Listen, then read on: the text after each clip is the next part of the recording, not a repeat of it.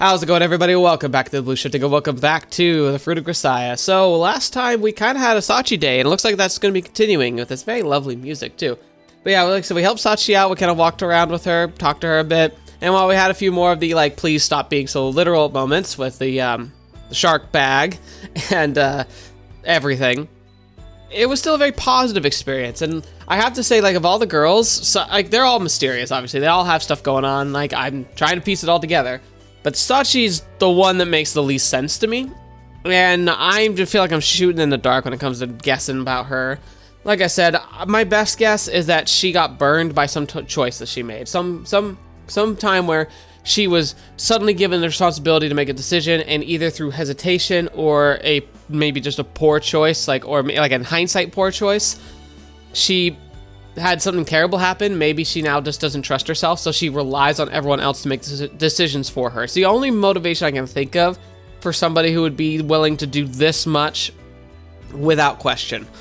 Obviously not healthy and not very, I would say reasonable, but at the same time, it's the only thing I can think of that matches with what I'm seeing, so I don't know. But anyway, I'm thinking today we might get a little bit more insight into her, into what's going on. So yeah, kick back, relax, let's jump right in. Hey, Sachi. Specifically this. What did I say before? So it says, and the very next day, there's a clear change in the environment. And he means Sachi, apparently. Sachi has suddenly moved from her habitual seat directly in front of the teacher's podium to the desk immediately next to mine. Oh. So she's, very taken with us now or something? Not that she started pressing her blubber against me, Amane style, but she's just changed her seat. Not a particularly dramatic event, really. ねえ、ユージ、これはどういうことなのか、ちゃんと私に説明して。 Immediate hostility. I'd like to hear an explanation myself, honestly, but first of all, can you stop interrogating me as if I'm an unfaithful husband? But this small change seems to have taken everyone around me by surprise, prompting general curiosity. Curiosity. まさかあんた、痛いけなサチの弱みを握って、席を移るように命令したんじゃないでしょうね。 You wouldn't need to blackmail her. You could just say, hey, Sachi, I want you to sit next to me. And she'd be like, okay. You could give her even a remotely possible explanation for it, and she would just go for it. Oh, an interesting scenario. Where would things go from there? そりゃ、いやらしい写真を撮ったり、呼び出してって、女の子になんてこと言わせるのよ。 Honestly, that hadn't even crossed my mind. I think it's hilarious that that's the first thing that came to your mind. I don't remember making you reveal your second twisted mind. ねえねえ、サッチン、どうしてお兄ちゃんのそばに席を変えたの？ There's a thought? Ask her. Amazing.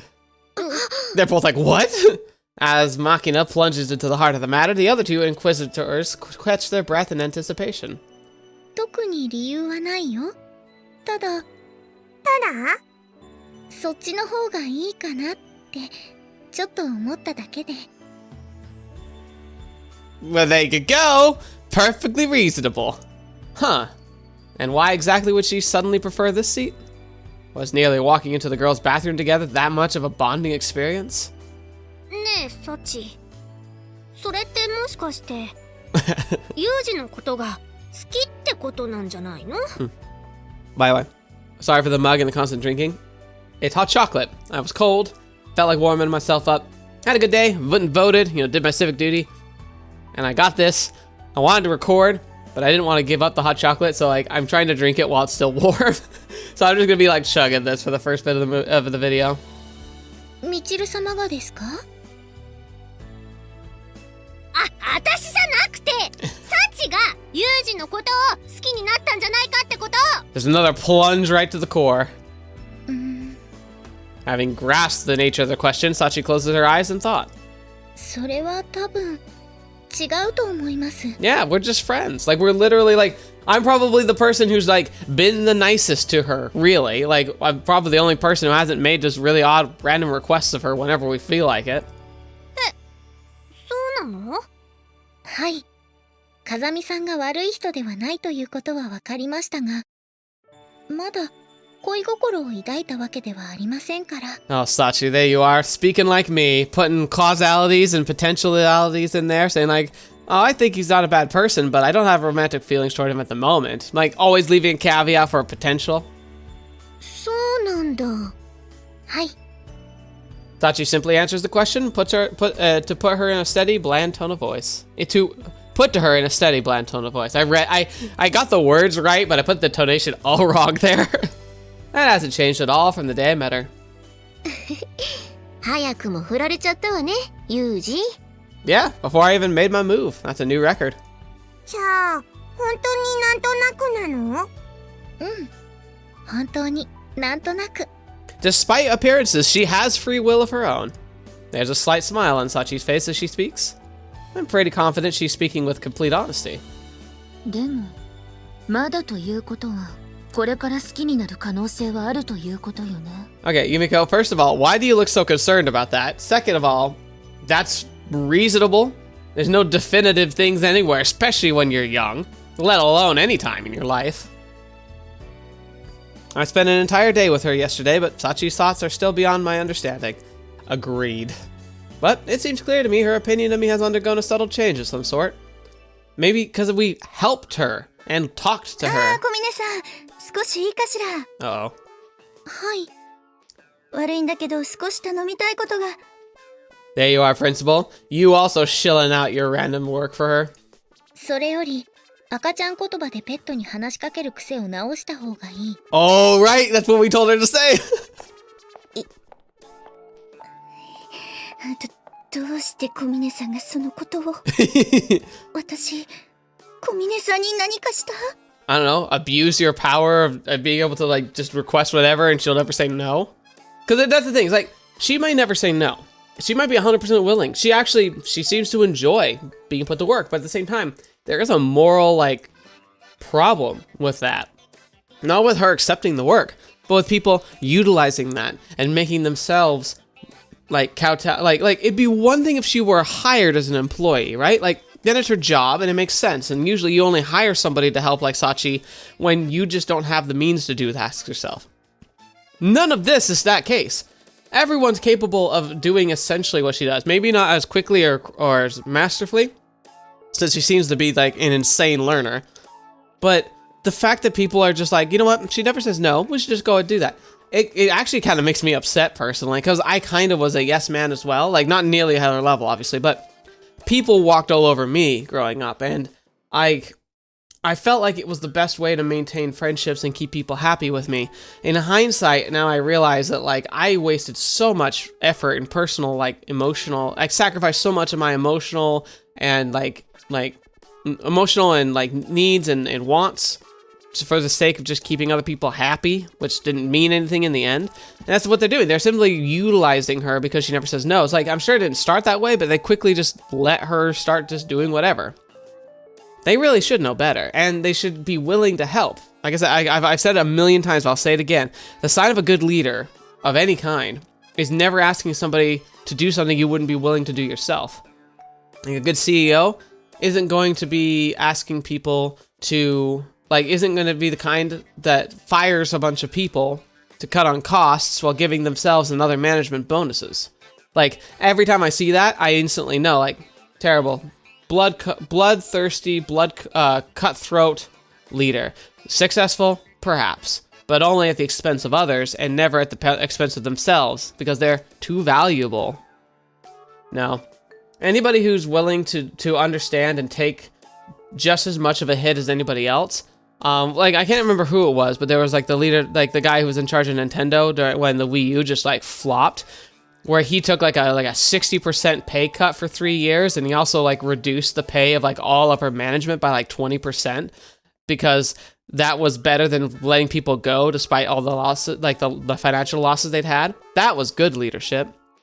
So, yeah. Why do I say this? Because a leader will never ask more of their underlings than they are willing to do themselves. If the principal isn't willing to just do what she's going to ask Sachi to do, and has the time to do it, then she's being terrible at being a leader. Let alone classmates just utilizing it. I don't know. It's making me angry. Alright. Classroom again. It's pretty well known that rabbits can die if they get lonely enough. You might assume that means you should be petting your bunnies all the time, but in fact, excessive contact can stress their nerves badly enough to inspire escape attempts. Moderation is the rule with our interaction with other creatures. Yes, as a very, very big fan of snakes and specifically owner of several ball pythons, this is exactly the case. Ball pythons are cuddly, they're adorable, they're docile, they'll never bite unless you literally convince them you're going to kill them. They're just some of the sweetest animals in the world, but overhandling is very stressful for them. I actually have to be very careful. I like bringing the snakes out to let people meet them. And in, like, at home settings with very limited number of people, I'll bring all of them out. But if I go out somewhere and do something very specific, like for Halloween, I took out one of my snakes, Chloe, to like a kind of an outdoor activity we did with a bunch of neighbors called a trunk or treat, where essentially it's Halloween trick or treating, but in a big parking lot with a bunch of cars where we decorate the backs of the cars. It's safer. It lets us kind of make it a more homely aesthetic, where we had like cider and donuts and like games, and like it kind of like took the trick or treating and kind of localized it and made it more like a party. But I brought my snake to it because, like, I think it's really cool and a good experience for a lot of younger kids to get an experience of being like, oh, like a positive experience with a reptile, especially a snake, because a lot of people have built-in fears of snakes that have no bearing on anything. And so that's really cool. And I only brought Chloe out because she's very social and she doesn't get overly stressed. But you have to really be careful with your pets. And you can't just assume because they're happy with you that they'll be happy all the time. But human beings have a hard time finding that balance, even when we try. All too often, we clumsily misjudge the appropriate distance or stumble into attempts to maintain it. In our attempts to maintain it.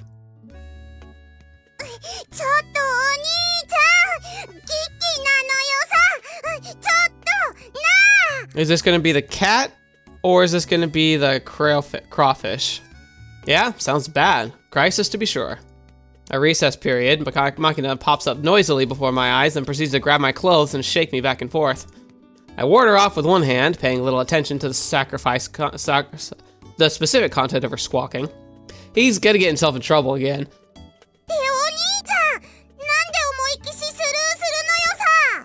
Well, I assume you're just babbling. Can't say I'm sensing a whole lot of danger right now.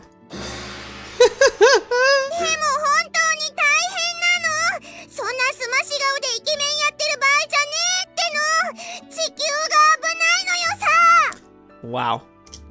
That's a face. That is a face to behold. Thumbnail right there. There's nothing better. And I doubt there will be. I can't do anything about my face. Leaving that aside, I suppose it wouldn't do to ignore the global crisis.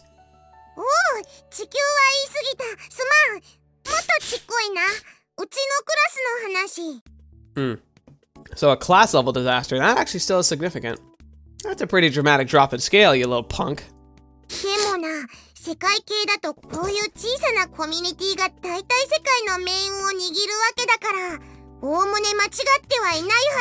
Oh, so she's going full butterfly effect. This girl could barely articulate her thoughts on basic structures of math and English, but she can very specifically link levels and stages of crisis with a proper application of the butterfly effect. What the hell are you even talking about? まあ、世界やら世界はともかくとして、私たちの半径1キロ圏内において重要な事柄であることには間違いないと思うよ。Dang, that's a pretty excessive bomb. Oh, Machina's the one thing, but if Mamane's backing her up, I guess this does warrant my attention. 何何の話してるの？皆さんで集まってどういった要件でしょうか？ Seems to be an emergency. I have a feeling this is going to get out of hand if everyone jumps into the conversation. But just as I'm about to shoo away the two late arrivals, それよ! For some reason, Amane jabs her finger in my direction and powerfully declares something or other. I'd appreciate it if you could explain what it is a little more comprehensively than that. だからね、そのユージの言う全員ってのがそもそもの問題なわけなのよ。Sakaki's not here?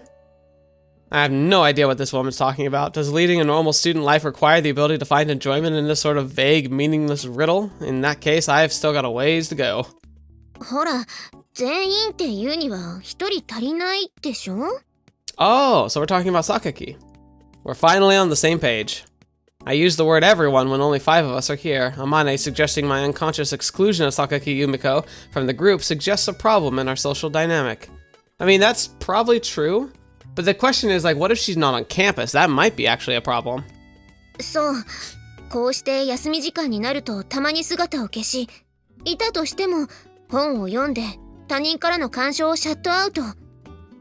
榊さん、それで本当にいいのって思ったわけ。 That's not a crisis. And you know what? Probably, is it not? Is it so? Okay, you might wonder, but even people who, okay, look, I'm a weird case where I'm a social introvert. It's an odd combination, but what it is that I am very competent at being able to speak my mind. I can often go to social functions and I can flourish. I can do very well there. In fact, I'm actually an enjoyer of public speaking. I like being able to study a topic, break it down into digestible pieces, and being able to make a presentation of sorts in front of a group of people is not only something I've done growing up through various like I said, I grew up in a church, a heavy church community, so I doing it with church activities, doing it at school. I've always found it to be something I'm very comfortable with. I never served directly in student council and government because I just didn't care for the whole popularity side of all of that. Not even popularity, but more of campaigning. But I always participated in student council and would always draft up various things for various school projects. I worked on a school newspaper, writing opinion articles and news articles.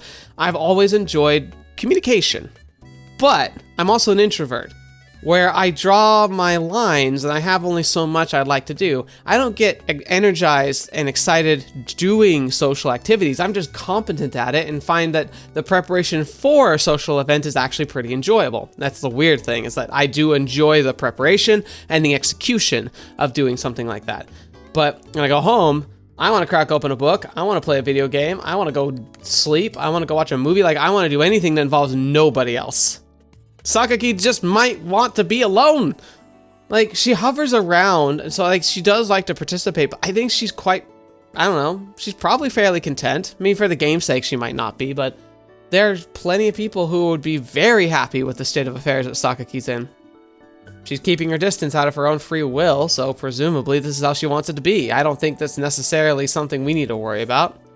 これまでそうしてきたことが逆に悪循環だったかもしれないじゃない。もっと積極的にコミュニケーションを取れば変わる可能性もあるとは思わない？ Fair. But here's the thing about it. There's a fine line between approaching her proactively and being oppressive about it. And a lot of times, more outgoing people tend to not know how to draw that line. And that's kind of what I think that the story is, that before talking about animals and how much you spend time with them, that line can be difficult to draw.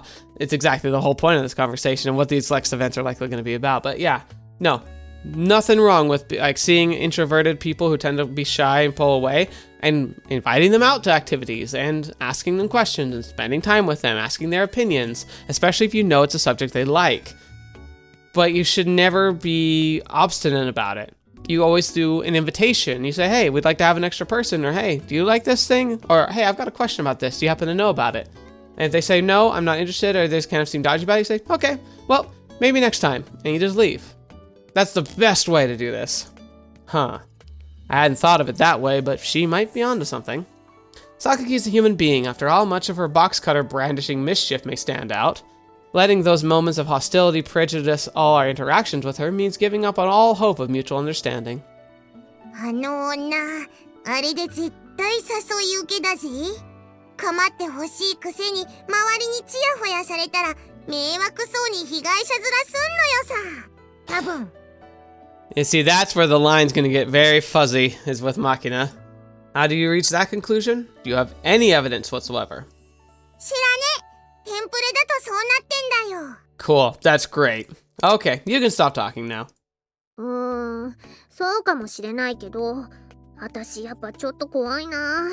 何かあるとすぐにギラッとくるじゃん、氷の笑みが。It's fun though. I mean, I don't like the box cutter, but everything else is fine. はい、そうですね。特にみちる様はその笑みの対象になるケースが非常に多く、私としても心中穏やかではありません。Yep. やっぱそうなの。No. 私狙い撃ち。No, you're just probably the most annoying. And it's not that you're bad. In fact, I wouldn't even describe Michiru as annoying. I don't find her annoying. I just think that she makes these really interesting leaps in logic that can be very, what's the word? it makes for long-suffering issues, where it's like, are you really, is that really what you're gonna go with here, kind of a situation? ともかく市場は捨てましょう。 Let's forget the traumas. 私ちょっと考えたんだけど、誰が一番榊さんと仲良くなれるかを競うってのはどうかなって。 Alright, here's the thing. That's a fun way to motivate everyone to try different stuff. But at the instant she learns that we've made a game out of trying to make friends with her, it's going to invalidate any actual progress we make. So I would disagree that this is a good... I would say this is a bad idea. A contest.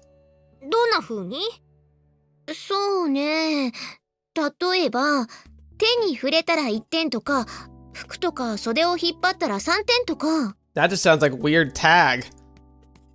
Is it my imagination or is this sounding increasingly fishy? Also potentially dangerous. Yeah, it's good, especially for Yuuji. Like, for them, it could just be obnoxiousness, but for him, it could be considered a sexual assault if it gets too far. ユミちゃんは髪の毛が綺麗で長いのよさ。じゃあ、触れただけなら1点。引っ張ったら3点。What the 抜い fetch? たら5点でどう？ Nope. I have disapprove. 切った場合は？ Oh my gosh, no. おお、攻めるわね。じゃあ、切ったセンチメートルかける10点でどうかしら。なかなかの高得点ね。うひょーい、私が本気を出せばユミちゃんの頭を焼け野原みたいにするのなんて造作もないことなのよさ。 Yuuji, please be reasonable. Let's stop this. Okay, I'm starting to get slightly concerned. Can we slow down for a second here? Are you all seriously going to do this? My voice of restraint falls on deaf ears. The rest of the group is getting more fired up by the second. Alright, you know what, Yuuji? I know that she probably won't approve of this, but I might go on, like, defensive mode for her. Be like, let's just keep this from getting out of hand. 榊さんが読んでいる本を取り上げた場合はどうなるのでしょうか。 Sachi, please! それじゃあ100点。でも、その本を榊さんの頭にかぶせたら1万点。逆に、本に榊さんを読ませたら、なんと5万点よ。 How would that even work? すごいです。一発逆転のロマンがありますね。 A book reading Sakaki? What does that even mean? Let's please explain in detail. What a surreal gag. Did Amane trip over her tongue in her increasingly frantic excitement? And at this rate, I'll likely never know the truth. The bizarre conversation rolls forward, momentum building by the second. You'd think everyone involved was hitting the peak of a chemical-induced high. It might just be my imagination, but sometimes I think I may have found my way into a fairly dangerous excuse for a learning environment. A fairly dangerous excuse for a learning environment. Yes. At this point, bombs might be safer. じゃあ、勝負は次の休み時間に。一番榊さんと仲良くなれた人の勝ちということで。よっしゃー！やりがいがありますね。負けないわよ。 Do you people actually hate Sakaki or what? The enthusiastic group of conspirators don't dignify my perfectly reasonable question with a response. I don't like this. Tragically for Sakaki, the next recess period arrives all too quickly. いいこと？ユージも榊さんにバラしたりしちゃダメだからね。 Fine. お兄ちゃんは得点係だから誰かに肩入れするような行為も慎むのよさ。 Can I root for Sakaki? Fine. Let's get this over with. To be honest, I seriously doubt this is going to get any of us closer with Sakaki, but giving the game away would probably make things just awkward in its own way. Fair. And so I adopted the typical Japanese policy of watching passively over the situation from a safe distance. Yeah, that probably is one of the downsides to Japanese society, is that, like, because of, like, the established, like, protocols for politeness, I imagine that there's also a lot of established protocols of non-interference, where it's probably common, because this happens in America plenty. I think it's actually, like, a weird, like, psychological thing where the more people who are around to observe of, like, something, like, shocking, like a crime being committed in the middle of the street, are less likely to respond, assuming somebody else will respond and they're too scared and nervous to do it themselves. I imagine that must be so much worse in Japan, where people aren't sure if they should interfere when they see something blatant happening in front of them. Sakaki Yumiko, the unexplored territory, the final frontier. Seated at her desk, face buried in a thick book, her body language projecting a desire to be left alone. 榊さん、ちょっと今いい？うん。The Suo Amane expedition takes the first daring step into the wilderness. Her approach appears impressively natural. Women's something of a skilled actress, apparently. Of course, she could probably be putting on the talent to better use than this, but... 何？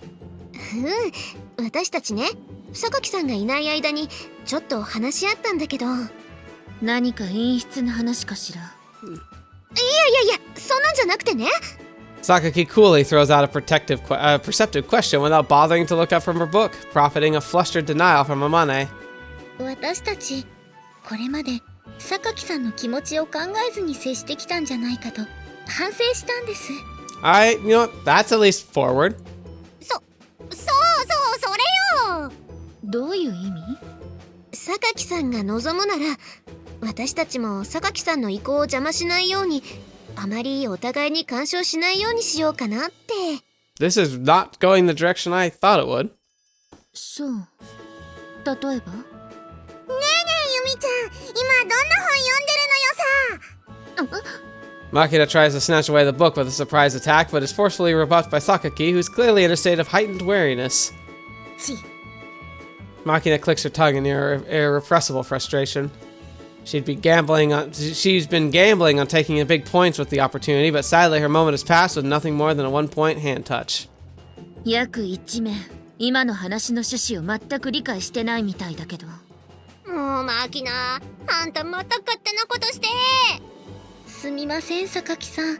マキちゃんが急にあんなことして。だからといって、わざわざあなたが手を触る必要があるのかしら。Oh, yeah, she's catching on. 万が一のこともありますから、念のために確認を。手のひらと指は大丈夫ですね。Masterful. 手首はと。さすがさっちゃん。他人の失敗を自らの得点として引き込むとは。油断ならないのよさ。Amane and Makina quietly mutter to each other, careful to keep out of Sakaki's earshot. The palm of Sakaki's hand and her fingers are pretty much a package deal, so I'll award 1 point for the pair. With the addition of the wrist, Sachi's jumped into an early lead with 2 points. もうさっちゃんってば、さっきの話をしたすぐ後にそんなことしてたら榊さんに変な子みたいに思われちゃうわよ。それでどうして私をバンバン叩くのよ。あら、ごめんなさい。お姉ちゃん間違えてしもだわ。ねえ知ってる？向こうのおばちゃんってすぐこうやって人叩くねんな。I'm stressed vicariously. そう言ってさらに叩くのやめてほしいんだけど。Thumpin', 5 points, and she just executed a 5-hit combo. Makina making excellent use of her folksy Kansai girl act, Amane seizes 25 points in the blink of an eye. The old lady reference also seems like a clever play, taking advantage of the difference in their ages, but expressing my admiration on this point would likely lead to a new conflict. I exercise discretion and keep my trap shut.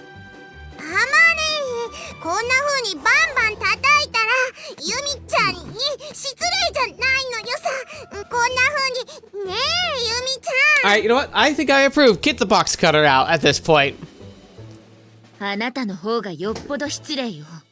Just when I thought balance of power had shifted to Amane, Makina uses her established thoughtlessness to cover a launch of new series of attacks, quickly acquiring 40 points. Keeping up with the scoring is beginning to prove challenging in its own right. あれ、ユミコ、制服のボタン取れてない？いや、なんでもないです。Sakaki anticipates Michiru's approach and brings it to a premature halt with a powerful glare. The pseudo-tsundere wilts like a potted plant under the desert sun. What the fetch? 確かにボタン取れてますよ。 What? はい。Seizing the moment once again, Sachi deftly plucks a button from Sakaki's uniform, then holds it out for inspection on the palm of her hand. That's terrifying. そう。ありがとう。いいえ、当然のことですから。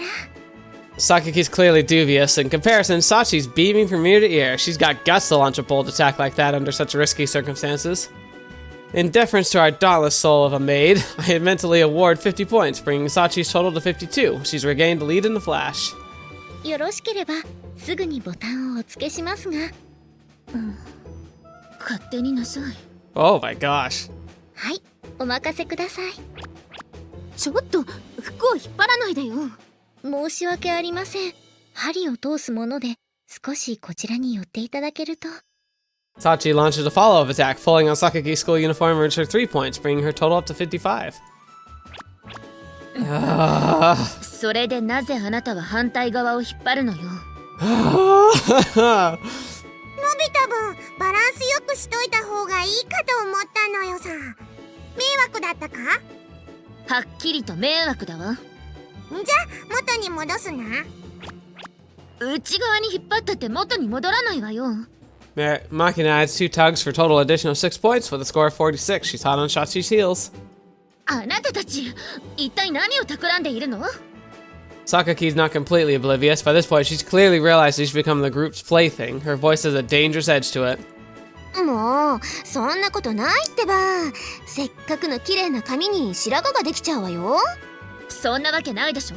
ごまかさないで。また触らないで。でもほら枝毛。嘘もつかないで。いや、ほんとよ、ここ。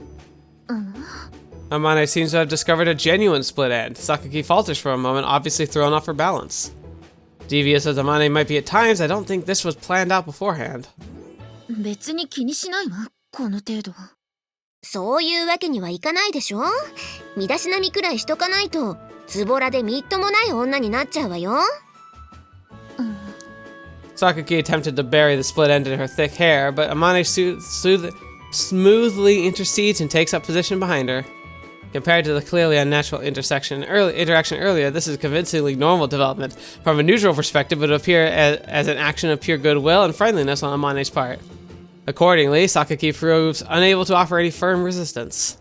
1, 2, 3 touches of the hair. Of course, unbeknownst to her, Amane's racking up points by the second.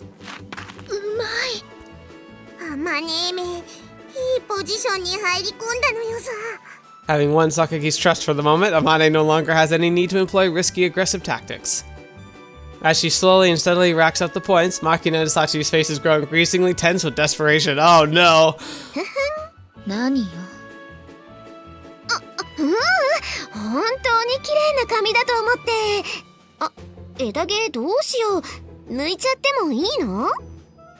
私枝毛切り持ってるから、私が。だったわよ。あまねにお願いするからそんなに睨まないでよ。ありがとう、みちる。なんで私だけ。Michiru, it's painful just to watch you. The girl's thoughts are written too plainly on her face, especially when she's up to no good. Sakaki's gonna shoot her down every time. Perhaps this will inspire her to take a good, long look at herself. Oh, she's so happy. She's so happy. On the other extreme, Amane is already coasting into leisurely victory lap. Combing through Sakaki's long hair, she snips out the split ends with the scissors she borrowed from Michiru. As she's racking up another 10 points with every centimeter she harvests, she's already well within triple digits. Although Sakaki's keeping her expression blank, her reaction to Amane fiddling with her hair appears to be something like relaxed boredom. Putting aside the points to this silly contest, it seems like they really might be getting friendlier. ユミちゃん、決闘しよう決闘。友情が芽生えるまで殴り合おう。 What the fetch are you talking about? お断りよ。榊さん、面白そうな本をお持ちですね。よろしければ私にも見せていただけませんか？不穏だから。いや。Oh, she's catching on. Machina and Sachi try their best to claw back into the fight, but Sakaki's on high alert. Their hands are tied. At this point, it's no exaggeration to say the match is all but decided. はーい、終わったわ。みちるも、ハサミありがとう。 Very soon, the chime heralds the end of the recess period will sound. At that moment, the battle will be concluded as well. Sitting comfortably on the commanding lead, Amane refrains from touching Sakaki's hair longer than necessary, bringing the grooming session to a natural end. Long since out of the running, Michiru seems destined to end the match with an inept 0 points. As Amane hands over the scissors, they slip through the dejected Michiru's hands and clatter against the floor. As a side note, don't get the idea that Michiru's only careless when depressed. This sort of thing happens all the time. She looks depressed a lot, so it might seem like she's only clumsy when depressed. She's just clumsy. I like how it had to clarify that. バ Dropping down under the desk, Michiru crawls forward a bit in the direction of the group. Picking up her scissors, she immediately begins to stand up. ちょっとそんなところで立ち上がった。 Michiru's head lunges toward her like the world's clumsiest uppercut. Sakaki instinctively reaches out with her hands to defend herself.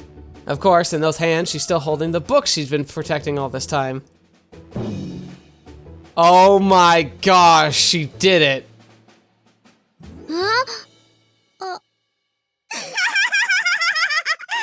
Makina, just stop! In the next instant, Sakaki's frozen in place, her book knocked violently out of her hand, now rests on top of her head.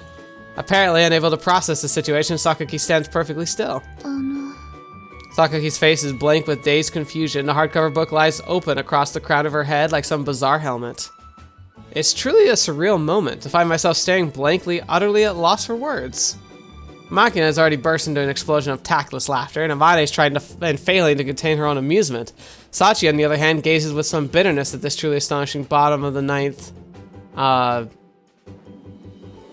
comeback, because the freaking screen's cut off. And in that moment, the bell echoes throughout the classroom, ending the contest.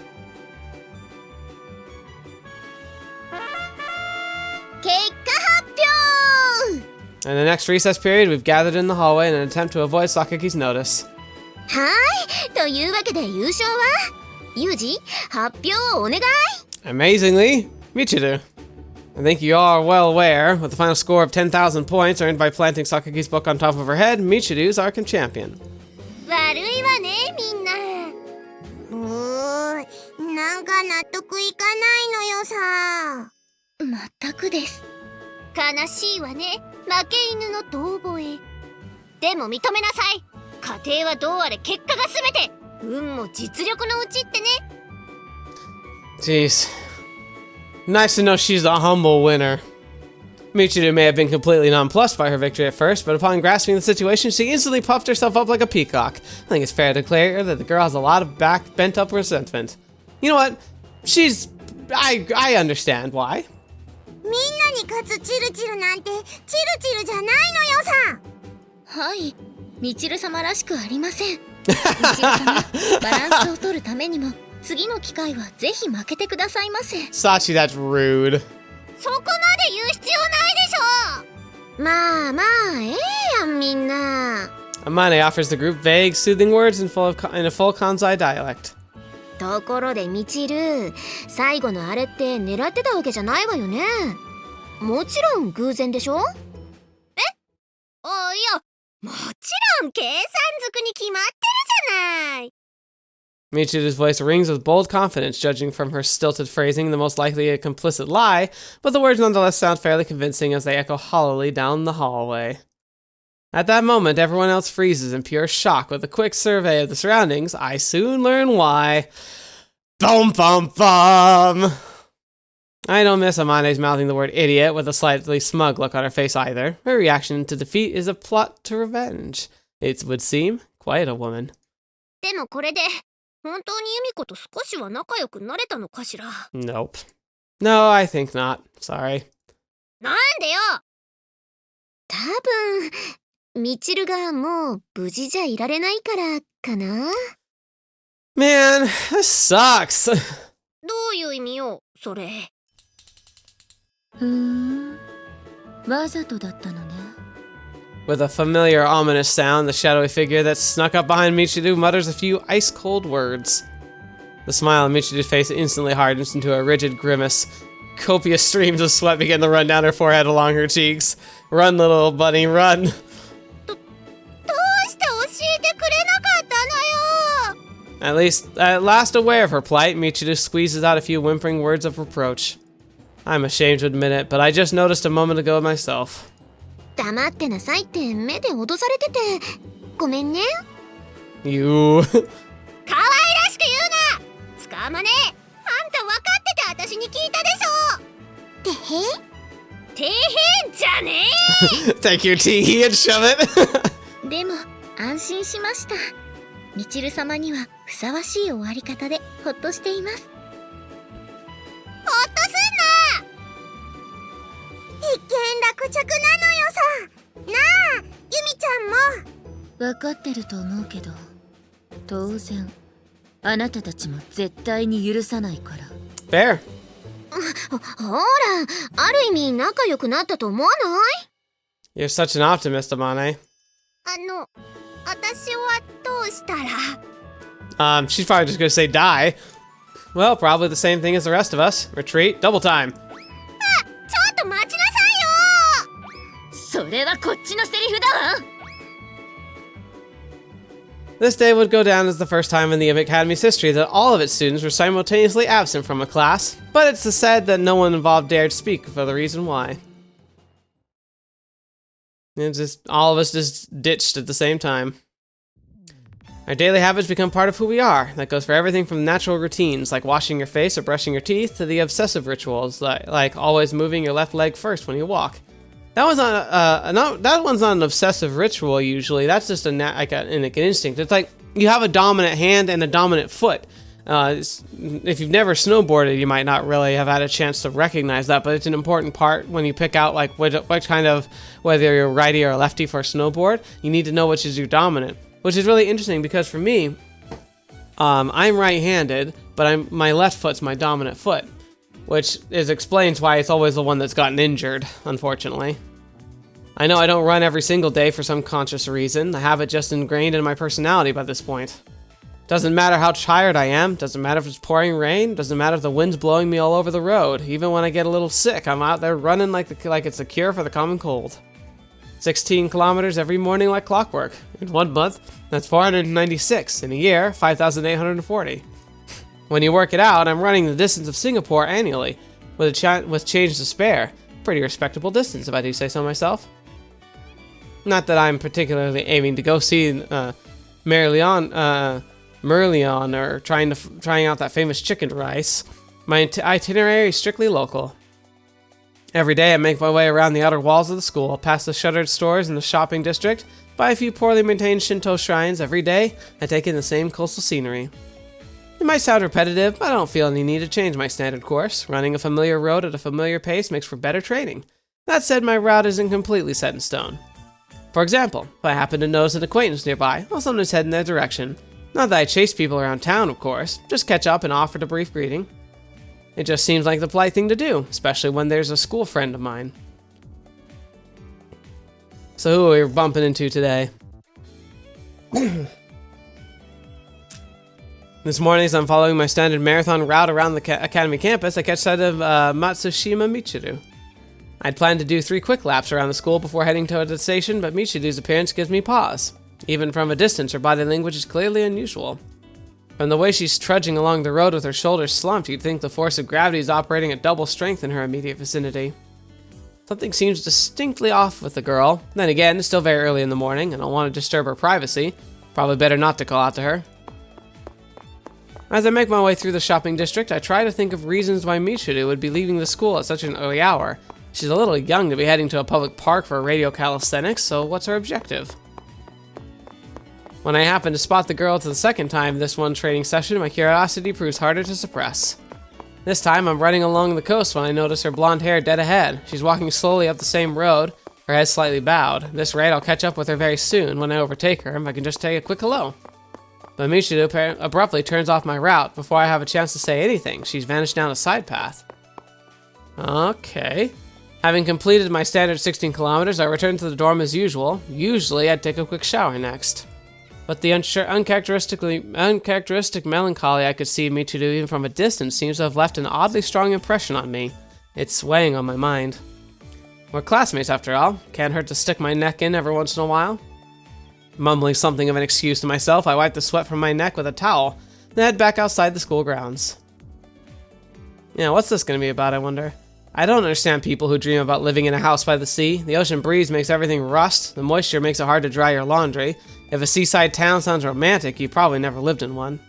I don't know, man. Some of us just love the ocean. Like, I've always dreamed of being able to live in a place where I could have my own boat. A lot of people get boats. I'm never going to buy a boat if it's just going to sit in my yard most of the time and I have to like drive it to the body of water. But I love boats and love boating in general. And so my dream is to live on the shore of a lake, or potentially in an ocean town, but ocean towns also come with their own risks and downsides, so preferably I'd like to live on the shore of a lake like my grandpa did. I spent all my summers up there, and it left a big impression on me, something I'd love to be able to cultivate again someday. Sure, you can come to love your home wherever it may be, but let me assure you there's nothing idyllic about drunken teenagers partying on the beach for months at a time, especially given their tenacity to launch fireworks at midnight. Alright then, I'm pretty sure she was heading this way. Ooh, look at that, it's even animated.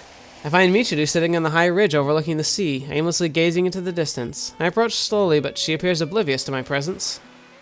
I'm consciously taking loud, conspicuous steps, to no apparent effect. The girl's carelessness exceeds my expectations. She's crumpled into herself like a load of laundry I'd long forgotten hamper. Sorry, I got a cold still. More than anything else, she looks worn out, exhausted even, almost like a completely different person. You doing okay? I can hear the sound of waves in the distance. The sunlight is gentle this morning, the weather fair and pleasant. The location isn't bad either, but if this is an early morning picnic, she's forgotten to bring food. Michiru? The fastest way to figure out what she's doing here is probably just to ask her, but she doesn't respond to my voice.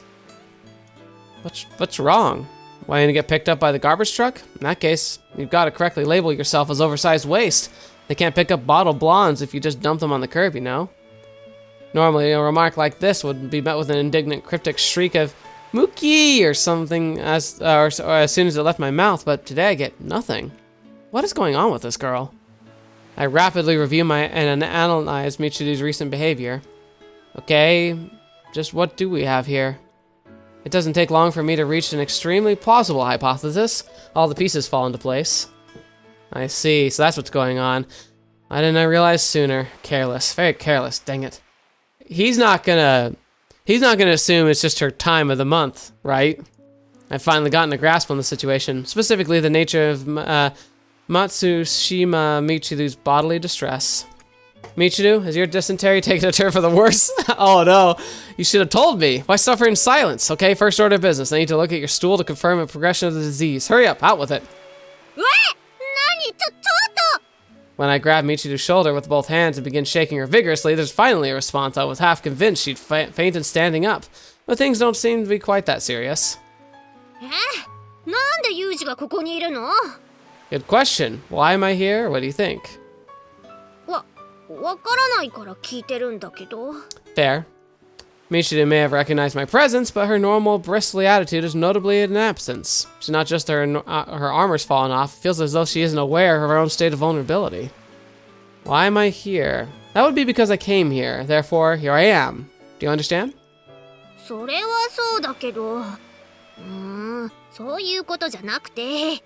Either way, it's of little importance at the moment. Produce a stool sample at once. What is this guy? Cut the back talk, maggot. You're the one who ate contaminated food. Here I am, kindly offering to examine your stool as a favor to my classmate. If this is your attitude, evacuate your bowels at once.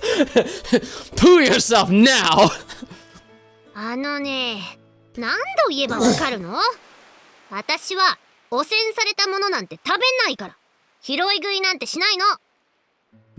What's that supposed to mean? Are you implying my mental picture of you is fundamentally flawed?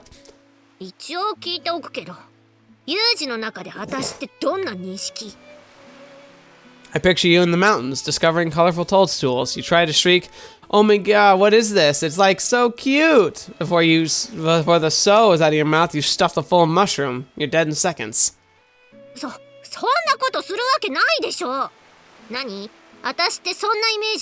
Alright, here's the thing. No, but at the same time, if we were to pick out of everyone here who would do it, it's a toss-up between you and Michiru. No, I'm Makina, not Michiru. You're Michiru. Gosh darn it, my brain. Let me ask you instead. What kind of image do you think your acquaintances have of you?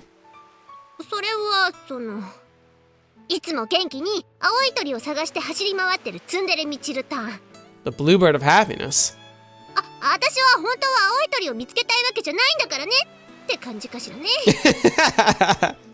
If you don't want to find one, why are you running around chasing it in the first place?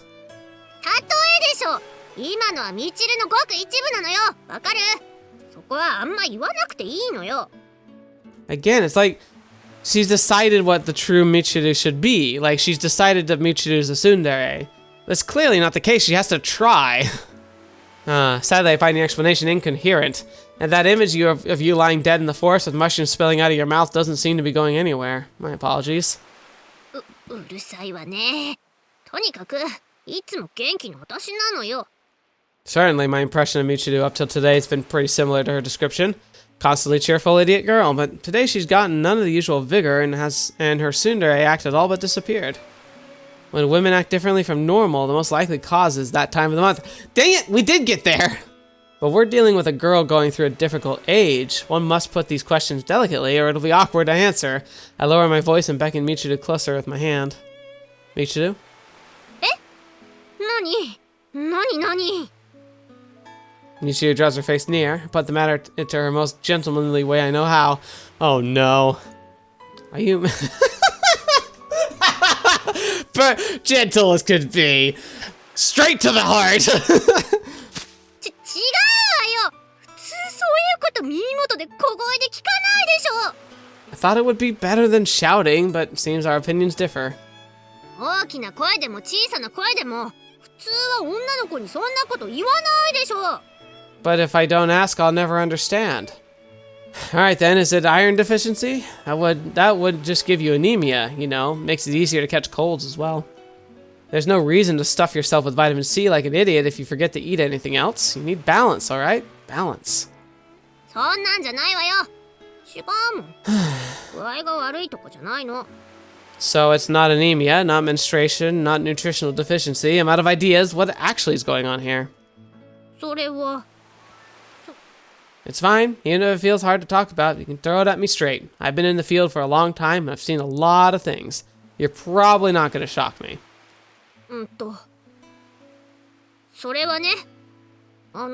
Yeah? Uh-huh, yes. What is it?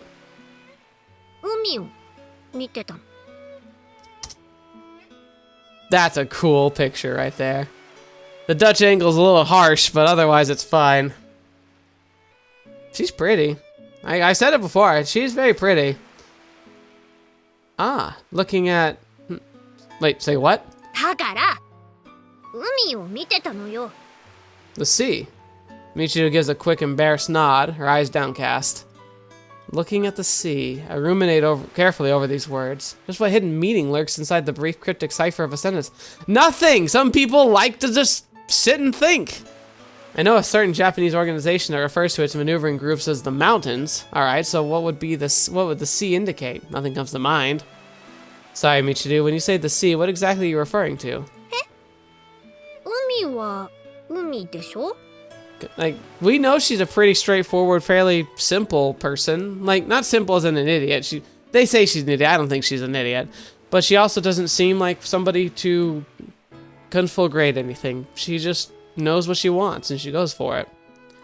The sea is the sea, which would mean looking the keyword, eh? I assume you were indicating some sort of special surveillance mission?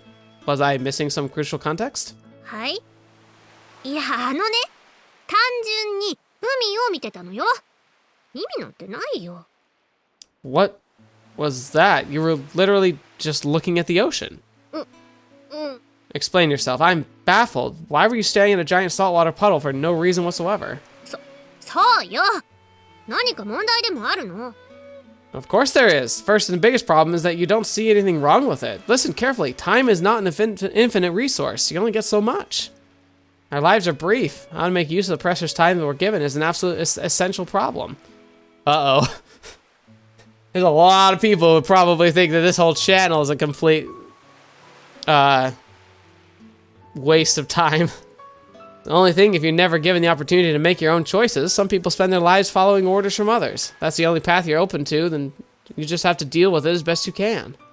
But you, my friend, have a good fortune of being a free human being, and you're choosing to use that time staring at the sea for no reason at all. I find that extremely hard to understand. And as your classmate, I officially request that you produce an acceptable reason for looking at the ocean, understood? さ、難しく考えすぎじゃない？綺麗だなーって思って、ただ海を見てただけじゃない。それでよくない？ No, you don't. 特別な理由がどうしても必要なの？ You shouldn't. Huh. Can I conceive of this as a rest and relaxation period then? I don't think I can accept it unless there's some sort of concrete meaning to your actions. Yuji's an interesting guy. じゃあそれでいいわよ。海を見てリラックスしてたのよ。 I see. I have to say, you don't really seem to be enjoying it much. そんなことないよ。 Michiru squints her eyes against the sea breeze. Her expression belies her words. This explanation seems dubious at best, but then again, I suppose it was foolish of me to expect any coherent logic base for this woman's behavior. I think that's not true. 風が気持ちいい。 We stand below the vivid, clear summer sky, utterly wasting our time. If things are going to continue along these lines, I'd be more productive to return to the dorm now, just read for a while. Michiru, my friend, have you considered the possibility that this abnormal desire to view the ocean is the product of some sort of bacterial infection in your brain? 考えられません。 He is being too harsh here. I think it's really important to stop and have smell the rose moments, you know? Like, just stop and think. That was actually probably the best lesson of the Katawa Sojo playthrough. When you spend time with Rin, which by the way, like this part of the playthrough wasn't even in the videos I did. But when you do the Rin path, she has a whole arc about like the importance of stop and just experience like the world and your thoughts. Like not bombarding yourself with music, not focusing on reading, not planning or playing a game, just letting yourself just be in the moment and be with yourself. Because a lot of times it's an uncomfortable feeling, but that's not good. We should be comfortable with ourselves, and so it's good to practice. And perhaps there's a kappa in your family tree? No, wait, they live in rivers. Dang. What's this? Let me see your head for a second. 何 Shut your mouth and present me your cranium. Don't give me any trouble. だってもしかして頭にお皿 I pull Michiru's head toward me and quickly pluck out a single hair. Among her mass of thoroughly bleached blonde locks, there is a single pure black strand. 終わったお皿割った What? Did the Kappa ancestor ring any bells? Not to worry, though. Nothing's broken. Just pulled out a black hair for you. Kind of stands out when it's surrounded by a sea of blonde. No matter how much effort you put in, you're probably going to miss a few hairs like this unless you have someone else to look for you. そうなんだ。ありがとう。Got some cucumber bits around your mouth, by the way. そんな冗談ばっかり言ってないで。幼児も見てみなよ。 I'll pass. Why bother looking at it? It's the same as it was yesterday. Think the ocean will get along just fine even if I don't sit around staring at it. いいから見てみなよ。ほら。 I give in to her pestering and stare out at the ocean. As expected, there's no dramatic developments since the last time I saw it. なんかさ、海って大きいよね。 It's true. Have you ever had a chance to look at the ocean? Like, it's weird, but like, there's a strong number of people who never get the chance to. And not really, too. Like, you can drive past it, you can even go visit some, like, harbors or something, but have you ever, like, been on the ocean? Or gone swimming in the ocean? Or just stood on the edge of, like a shelf of the beach where, like, it drops off into the abyss and just looked out and just really took in how big it is. It's so much, especially if you're in the Pacific Ocean, like just realizing that like there are places in the Pacific Ocean where you are literally the furthest from any other humans you could ever be. In fact, there's places that are so far removed from anything, from any like islands or anything else, that it's actually the designated landing site for intentional spacecraft crashing. Because it's dangerous to make stuff like metal fall out of the sky at like hundreds of thousands of miles an hour. So they picked the most desolated place on the planet to try and make it safe, and it's not even Antarctica, it's the middle of the ocean, the Pacific. The sea may be the same as always, but Michiru is clearly different today. The tone of her voice is strange. True enough, 70% of the Earth is covered in oceans. Huge is a relative concept, but I think this could qualify as a more typical standard of comparison. そんな風に言うと思ったんだ。面白いね。 Okay, that is a really strange thing to hear. Michiru laughs, inexplicably amused by my simple statement of fact, but the next moment, the unusually serious expression is back on her face. 私、こう思うんだ。この海に比べたら、人間ってちっぽけな存在だよね。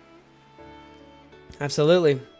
I have these same contemplations when I love astronomy, but every time I like really look at like what we know about the universe, it's like, wow, we are nothing. この大きな海を見てると、私の悩みなんてちっぽけすぎて笑えてきちゃうんじゃないかなーって。 Michiru brazenly fires off a set of lines you can normally only hear the likes of in the corniest of decades-old, made-for-TV teenage drama fests. She's not intentionally quoting something. This is about as hack-eyed and cliched as it gets. Doesn't matter though, it's true. 今私結構いいこと言ったんじゃね？ It is if you don't just write it off. What's more, she's not remotely sheepish about her trite words. Fascinating. Maybe I'll take a look inside her head and see how the machinery works. She's clearly got a few screws loose already. Should pop open easily enough. Yeah, maybe it was. But in the end, I decided to affirm her statement. It's a fact that humans are only part of the greater whole of nature. It might be cliched to reflect on it in the transitionary nature of our existence, but that doesn't make it any less valid. A thought. Thank you! でしょ？そうでしょ？にひひ、いいこと言ったよね。5本。私の That doesn't mean you need to repeat it. Once it was plenty. 海を何よ、もう言わせてよね。私の悩みなんてちっぽけなものよね。Well, I'm glad she's having fun.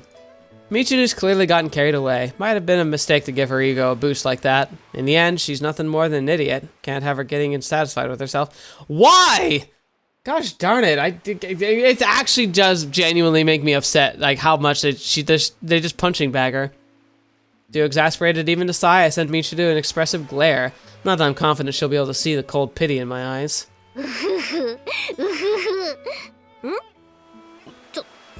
ちょっと何見てるの？ Nothing. Nothing at all. なんでもないのに見るとか意味わか。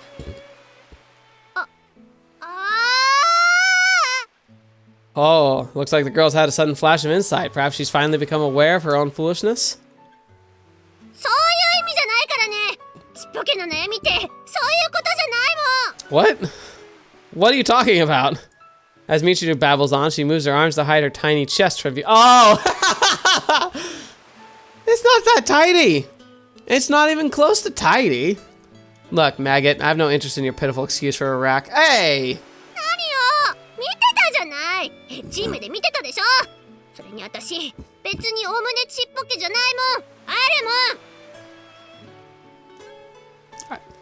Am I in the minority here? I don't think so. Whatever. It's like when they called Kotori in Rewrite, like, getting chubby. It's like, she's absolutely not. A nice body is a term we might use to describe, say, Amane. But a reasonable standard, your breasts are tragically underdeveloped. My condolences. You shut your face. ちょっとちょっと。なんだよ。残念じゃないよ。全然残念じゃないもん。マキナの方があれだもん。 Agreed. But also, she's got other reasons for that. That girl's in a whole different category. You really happy about winning against the outlier like Makina? 嬉しくな。ちょっと嬉しい。 The corners of Michiru's mouth rise ever so slightly, probably recalling Makina's washboard of a chest and mentally comparing it to her own. What a petty human being. You have no pride, woman. You might as well gloat about handling your chopsticks better than some tourist from France. うちゃうね。私おおむね大きいもん。大きいんだってば。大きいって言いなさいよね。 They're big. ミチル様のお胸はとっても大きいですって言いなさいよ。 Michiru-sama's breasts are very large indeed. なんかムカつく。 Apparently, my complete lack of sincerity got across to you. But anyway, sounds like you've cheered up a little. だから最初から元気だって言ってるでしょ。私はいつも私なの。 Black cat from earlier the other day appears from somewhere or other, purring loudly. It sidles up to Michiru and aggressively rubs up against her leg. I see. So you came here in search of a black cat rather than a bluebird. そういうわけじゃないんだからね。たまたまですよ。っていうか、この猫初めて見るな。へえ、こんなところに猫がいるとはね。奇遇だなにゃ。奇遇。 Right, I think she did this before. I was like confused. I was like, why is she acting like she's never like seen the cat before? But it's an act because she doesn't want to like appear like she cares about it. Huh? What was this cat's name again? Something like. 名前なんてないんじゃない？知らないな。 That's right. It's Rommel. 猫にゃです。やめてよね。そんな変な名前でこの子のこと呼ぶの。あ。Just as I thought. It's the same animal that was at the school before, isn't it? Didn't know it was your pet. だから違います。こんな猫知らないもん。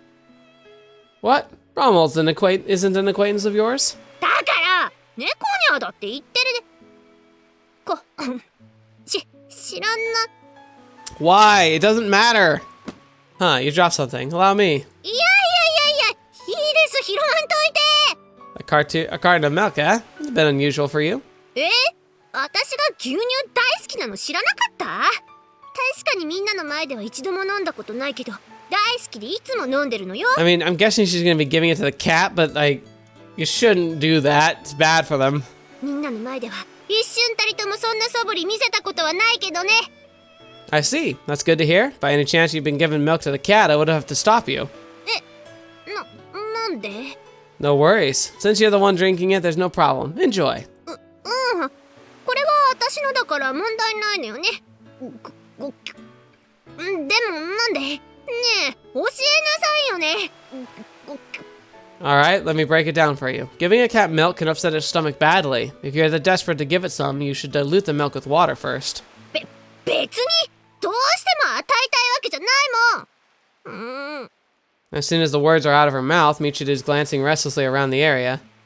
What's wrong? Looking for a source of water by any chance? 違います。水は探していません。なんでもないの。バカ。ぐるぐるにゃ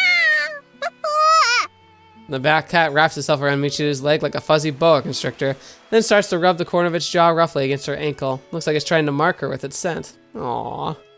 Seems like you pretty much tamed the animal. One could almost get the mistaken impression that he's begging for your milk, the milk you've always given him. そんなことないです。猫にゃ。このどこの馬の骨ともわからぬ猫。つまり馬猫は懐いてきてません。 You sure about that? Rommel seems awfully... だから猫にゃ。いや、馬です。この猫は馬です。 No, it isn't. It's clearly a cat. そんなのわかってるわよ。もう。 Apparently, giving up on its request for milk, the feline in question sinks to the ground at Michiru's feet and rolls itself up into a ball. Within seconds, it closes its eyes and falls fast asleep. You must have been feeding this thing for quite a while for it to trust you this much. うるさいわね。別に頻繁に通って餌付けなんてしてないんだからね。これは赤の他人の猫の馬なのよ。つまり赤い馬なの。だから最終的には関戸場ってことなの。 Could you please try to calm down for a bit? You have a bad habit of firing off unintelligible gibberish when you get worked up. じゃあ馬を撫でて落ち着きます。撫で撫で。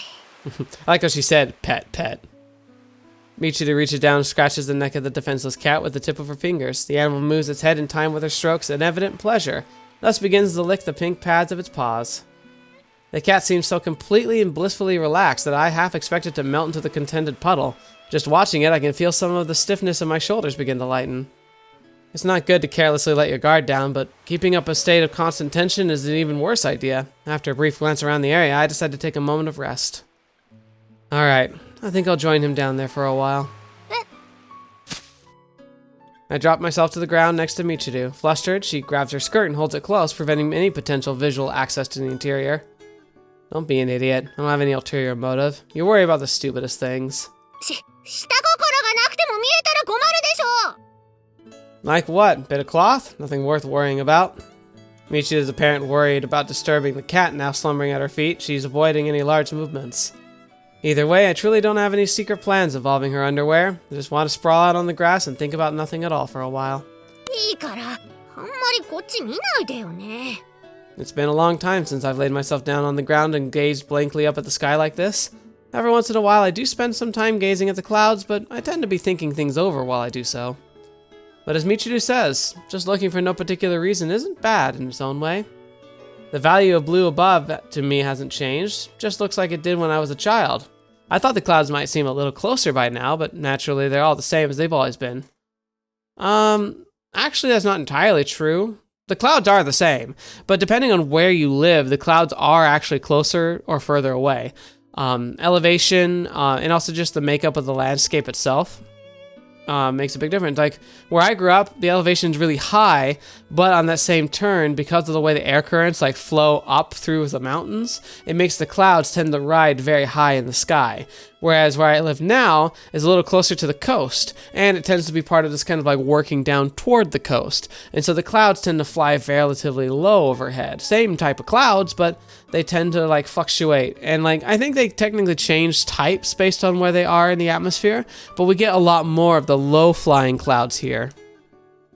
My perspective may be a meter or higher where I stand, but that's completely insignificant on this scale.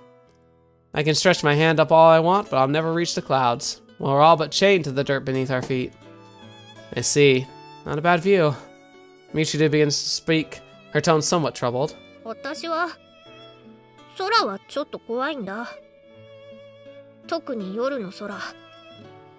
月が浮かんでいるのを見てると、それが月じゃなくて大きな穴に見えてくるの。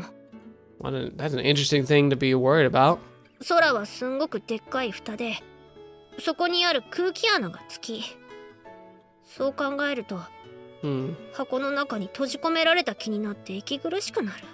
That denotes the type of like traumatic claustrophobia, like dark, oppressive, trapped feeling.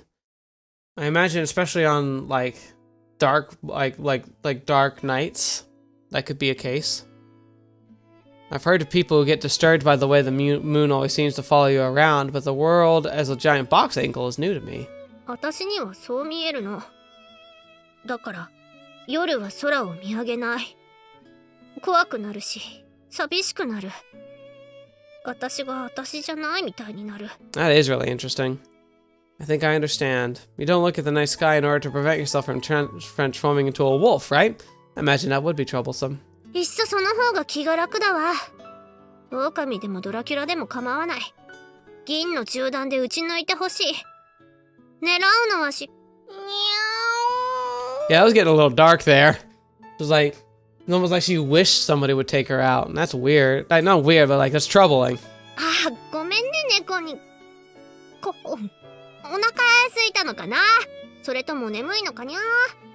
Well, this weather really does make you want to take a siesta. That said, I haven't eaten breakfast yet, so the timing is a bit off. ねえ、ユージ。変なこと聞くけど、変に思わないでね。That's impossible, but I'll listen.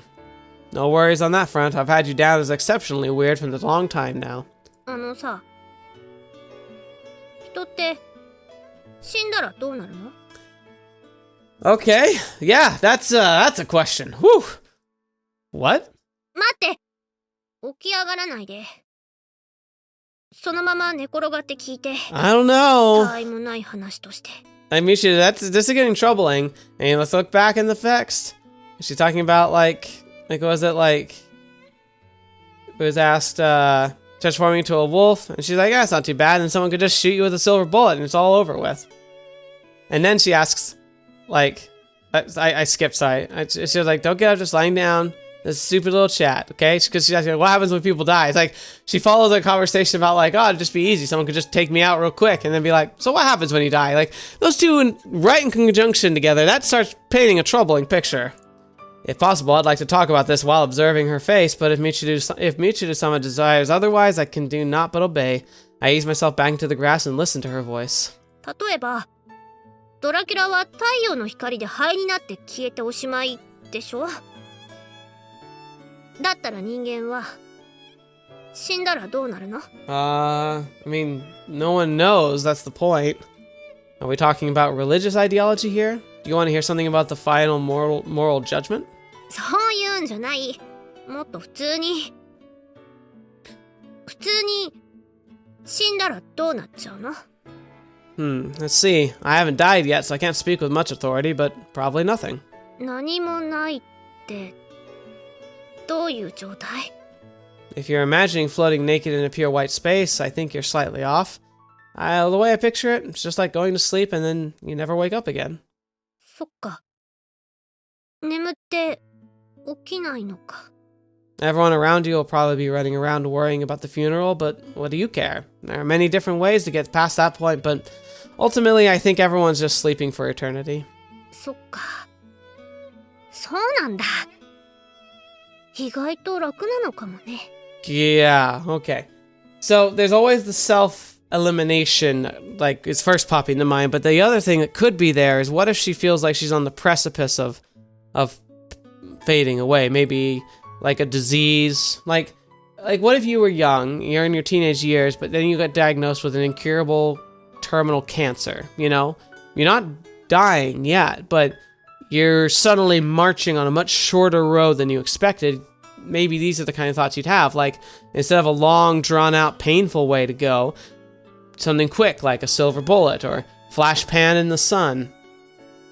Seems a lot less excruciating. And then the ultimate goal, like what is it like actually happening? And then so like it's like on one side it can be horrific and be like, are you planning on doing something terrible?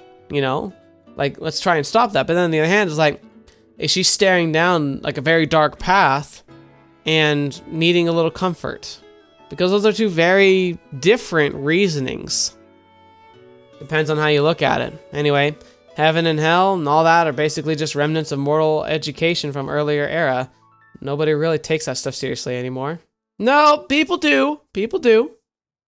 Don't see many people going around walking on water or making magical wine out of it. Of course, seems God does appear before the chosen few every once in a while, most often to tell them they need to start up a political campaign. That's unfortunate. Michiru begins to ask something, but stops before the words leave her mouth. After a moment of silence, she starts to speak again. I can't tell whether it's a continuation of her dangling sentence or a completely new topic. もし私が死んだら、ここに埋めてほしい。I'm not liking this conversation. Getting a bit ahead of yourself there. Or do you plan to die anytime soon? ないよ。ないけど、もしもの話。だって、ここは景色がすごく綺麗じゃない？ここから世界中が見渡せそうだもん。Okay. こんな場所で眠れるんだったら幸せ。Oh gosh, this is getting serious. To be honest, I'm a little displeased to hear a perfectly healthy person scouting out locations for their tomb. そう固いこと言わないの。ねえ、その大役をユージに任せてあげる。ここにお墓作って。You probably would. You want me to dig a hole and bury you in it? Look, in the first place, a grave isn't something you can make wherever you please. Do you understand that? いいの。細かいことはいいからそうしなさい。The cat's eyes shoot open at the sound of Michiru's shout. Startled, it bounds away like a spring, vanishing in the blink of an eye. I slowly raise my upper body off the ground, brushing the grass clinging to my clothes. まったく。あんたにはマロンがないのよ、マロンが。You mean romance? Because romaine is lettuce. Why are we talking about lettuce? 栗の話なんてしてないでしょ。何よ、ふざけてんの？まあ、栗とか言うからお腹空いちゃったじゃない。さあ、それじゃあ朝ごはんでも食べに行くわよ。Oh. そこのあんた、私が一緒に食べてあげてもいいわよ。You'll permit it, I see. Nisha's expression has returned to the norm, as though the conversation now just has never happened. Well, if you're hungry, I guess I can split my beans with you. 豆？相変わらず貧相な食生活してるわね。Says the girl is always filling up on convenience store box lunches that are packed full of preservatives. さいわね。それじゃあ今からどっちが先に学校戻るか競争負けたらジュースとかおごれるよいな。 Our little conversation about death took me by surprise, honestly. Not what you expect from a random chat with your classmate, but life is always shadowed by death. The only question is whether you're aware of its presence at your side. Sometimes a man who looks perfectly healthy in the morning goes to sleep and never opens his eyes again. Death can come at any time, and once it does, it's too late to regret the things you've left undone. It's really true. Like, not to be sobering, but it's really, really true and something worth consideration. It's like, it doesn't even have to come down to health. Like, far too many people pass away in car accidents. And the sad thing is that a good number of them are the people who were doing just normal stuff, right? Tragedies, attacks, war. Some of it's something you can foresee, some of it's kind of expected, most of it's not. And so, I'm not saying like make sure you live every moment like you're gonna die tomorrow, but you know, try not to take things for granted, especially when it comes to friends and family. Because oddly and sadly, I've found in my life that the closer people are to you, the more likely you are to kind of push back doing stuff. You know, you tend to favor like the next challenge, the next event, the next like I don't know, the next movie, next video game, the next like holiday. You always tend to be focused on like the next, and you start to lose sight of the things that are right next to you, who are always there, but are so critically important to you. But because they're always there, you start to kind of just accept that, and you put aside stuff because you're like, well, this is like temporary. They're always here. It's really a dangerous trap to get set into. Morbidity isn't productive, but sometimes we should remember that nothing lasts forever. Michiru's words might be significant in their way.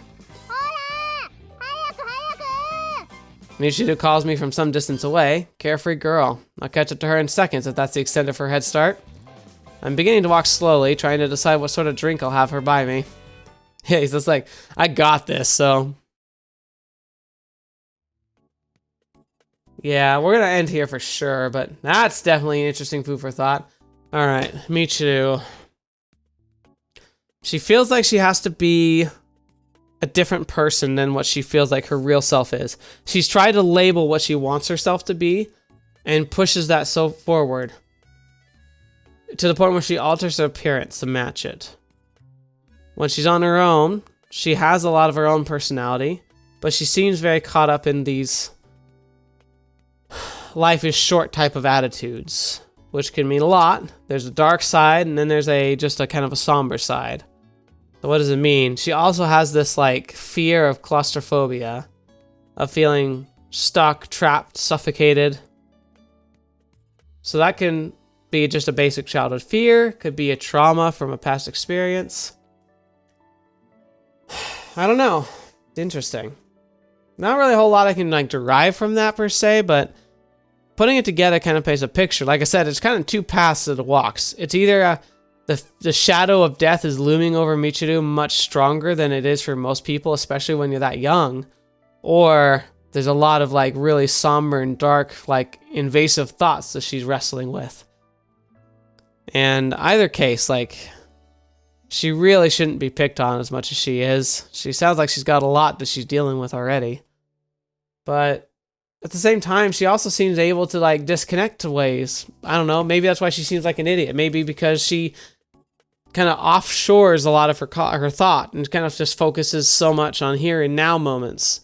It can kind of come off as being shallow, or she doesn't focus a lot on her studies. Like, and that makes sense again too. Like, maybe she doesn't focus on her studies because if that shadow of death is looming, maybe it feels pointless to be like, why should I bother learning all of this if I don't have more than a couple of years anyway?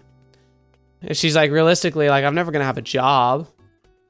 Why do I need skills, you know? Which is dangerous and not healthy. But, you know, and tell that to people who are staring death in the eye. So yeah, interesting stuff. Good food for thought. So, a little sad we're landing on a bit of a downer, but it's never bad to like let yourself have these really important thoughts. Whether you're religious or not, like, these are important thoughts to have. And, you know, if religion is what you look to for answers or not, like, I think it's fine. Perfectly valid. I have problems when people get too pushy with their values, but I also don't think it's a problem sharing your values, especially when someone's interested in learning. As far as what happens, I probably side mostly with Yuuji. I'd love to think that there's more beyond the veil of death, that there's something more out there. Most likely, in my opinion, is like some kind of reincarnation, that like there is a core part of us that like doesn't die necessarily, and that being recycled into the loop makes a bit more sense. But even then, I still think that's pretty optimistic. I think it's far more likely that we are conscious as a part of our intelligence and our ability to survive and our desire to survive. Born from that consciousness comes a desire to like be able to conquer the ultimate death that we know is all that's coming. It's one of the curses of having like consciousness is like knowing that eventually it has to end. And yeah. But there's also kind of a beauty to that. It sucks, but I'd even say that even the lives that look the harshest or seem the least like dramatically important, there's a lot of beauty to be found in living a life and making choices, and that those choices have meaning for you regardless of how impactful they end up being. There's a beauty to that. I think it's something to cherish. Anyway, I'd love to know your thoughts on this one, especially since it did take such a somber turn. Are there any insights or thoughts that you had that you feel like sharing right now? You know, it doesn't have to be something incredibly amazing. It doesn't have to be earth-shattering, like, or even dynamic. Just, I don't know, while we were talking about that and while I shared my thoughts, while Michiru was asking her questions, like, did anything come to mind that you feel comfortable sharing? Sometimes it's good just to say something, especially to anonymous internet people. Like, normally, like going to the internet for information, especially critical information, is a terrible idea. The internet does provide a great place to just bounce your thoughts off of. Hopefully, especially if it makes you feel really vulnerable, it doesn't backfire on you, but I also think it's sometimes worth taking that risk, especially if it means sharing something meaningful. Anyway, enough about all that. Thank you so much for being here today. Thank you so much for being a part of the channel and being able to share this all with me. I hope that I made it worth your while today, that you had a good time, and that we can continue to do so. Anyway, it's time to close out for the day. Thank you to the members and patrons for your wonderful support. I hope I can continue to be worthy of that support, and that I can make content that's better and better every day. And until the next video, watching me, I will see you next. I'll see you there.